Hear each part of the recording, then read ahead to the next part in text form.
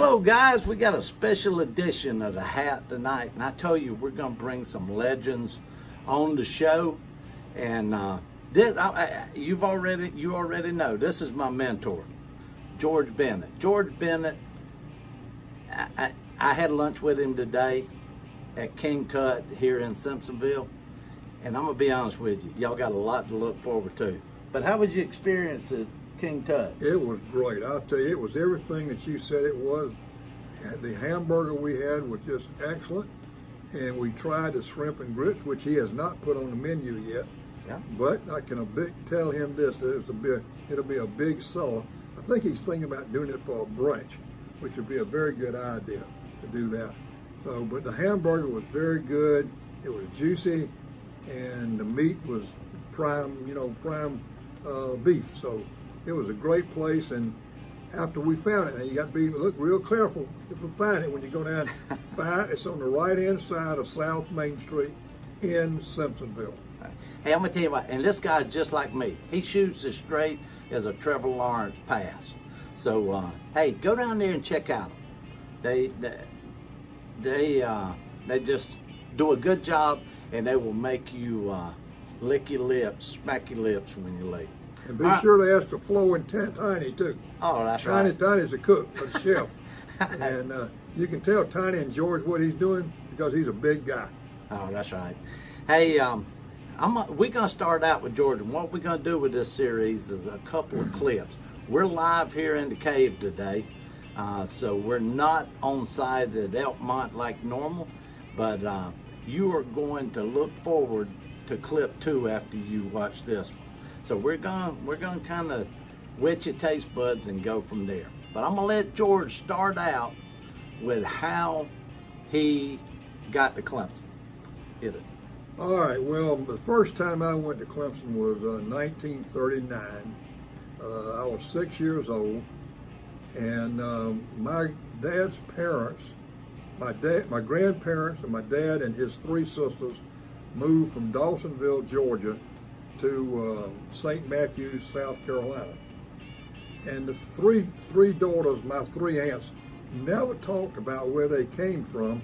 It was always back yonder. You ever use the expression? Back yonder. Yeah. So in 1939, we went to visit my great-grandparents back yonder.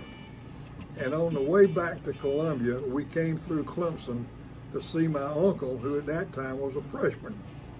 And so that was my first experience in 1939 being at Clemson.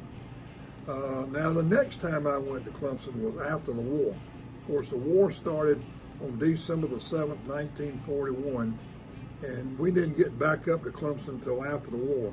Everything was rationing at that time. You couldn't, and the young people, you don't understand now what rationing means, but we didn't have tires, and we didn't have food, we didn't have sugar, we didn't have chocolate, and all these kind of things.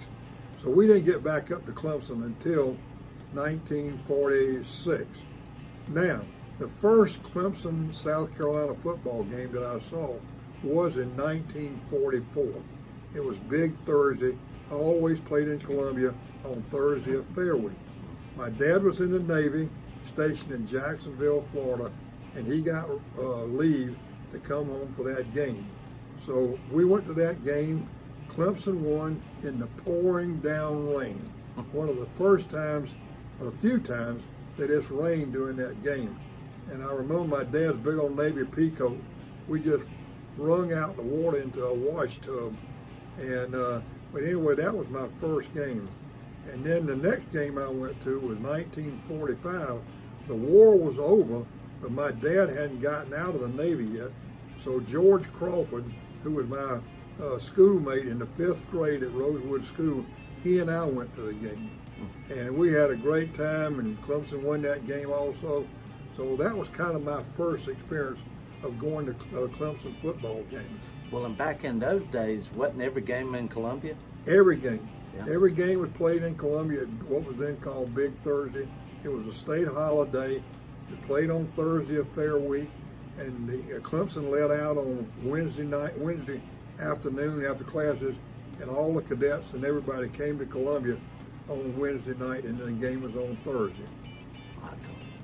All right, so that was your first 2 games. Then where did it lead you to Okay, Clemson? well, of course, I went to 46 and 47.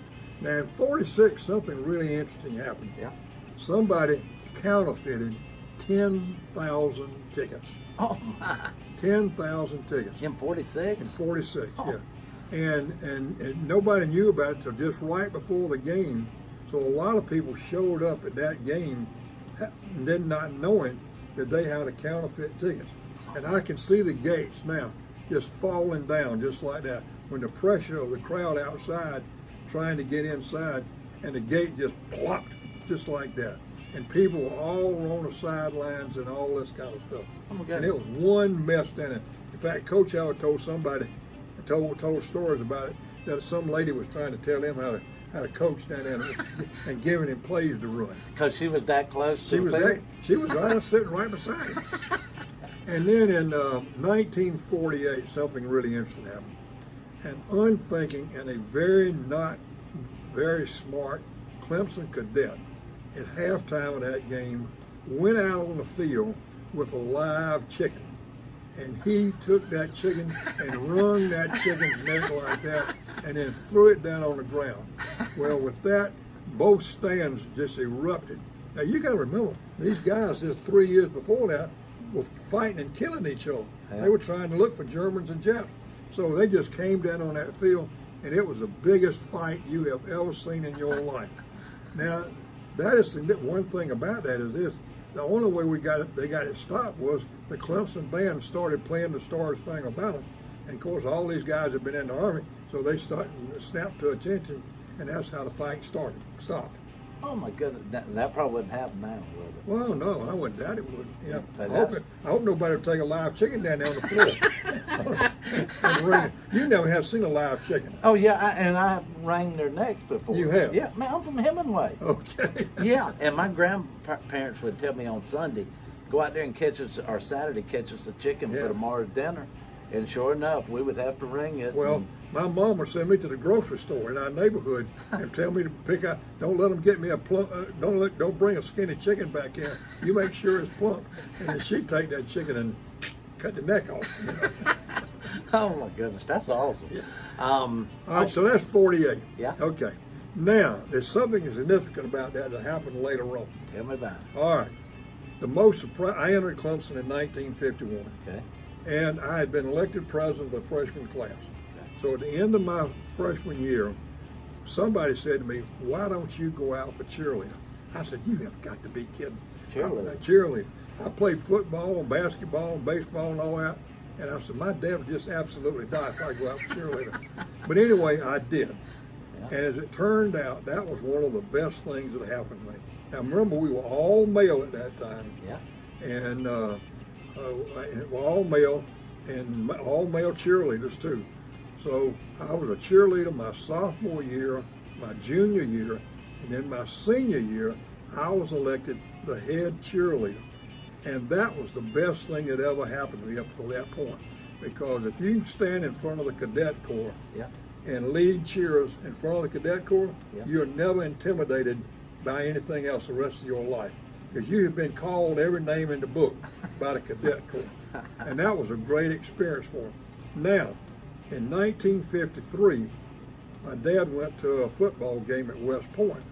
And he came back and he said, they firing a cannon up there every time they score a touchdown. We need to be doing the same thing. I said, well, I said, they're military school, and of course we're military school, and they've got those big howitzers up there. All we've got is a tanks. And we sure can't bring a tank over here and start firing it after every touchdown. He said, well, let's get a small cannon and fire it. I said, that's a great idea. How about you buying the cannon? Yeah. So he bought the cannon and took it back up to Clemson in September of 1954, which was going to be my senior year. And I took it down to Coach Howard's office, and I said, Coach, we want to start firing this cannon every time you score a touchdown. Well, he looked at me like only Coach Howard could. He said, well, who told you we could score a touchdown? I said, well, I hope sometime you'll make that you'll score, make a touchdown. And in Coach Howard's best language, he said, Well, if you're thinking of doing it good, go ahead and start firing the damn thing. So we playing Presbyterian the first game, and we got the cannon sitting down on the ground over there. And the guy we had designated as the cannoneer, his name was Orlando Perez. He was from Puerto Rico. Okay. And so we're sitting over there, so we scored a touchdown, and he goes over and pulls the cord on the cannon. Nothing happens. So he puts his foot behind it. And with that, he pulls the cord, and it goes off. Well, I can see my dad running down out of the stands hollering, be careful, somebody's going to blow their foot off. So we were real careful the rest of the game. So that next week, he sent a hand truck up on the bus. The bus station was down there where the Subway shop is now. And I went down and picked up that little hand truck and took it to the physical plant and had the hand truck and the cannon mounted together. Now, the irony of that story, we have worn out lots of cannons. Of course, we've scored a lot of touchdowns. Yeah. But we ain't worn out that hand truck yet. That is the same hand truck as back in 1954. Oh, my. Man, I'm going to tell you, this right. How long are we going to do this? 10 hours a day? That's it. You ain't got to go home, do you? Need to cut that one. All right. Hey, that's it for the first segment. Then we're going to start, man. Let me tell you, at lunch, I couldn't even eat for listening to this guy. And I knew it was going to be just like it is. So stay tuned for number 2. That's what you get just as a teaser. As always, go Tigers.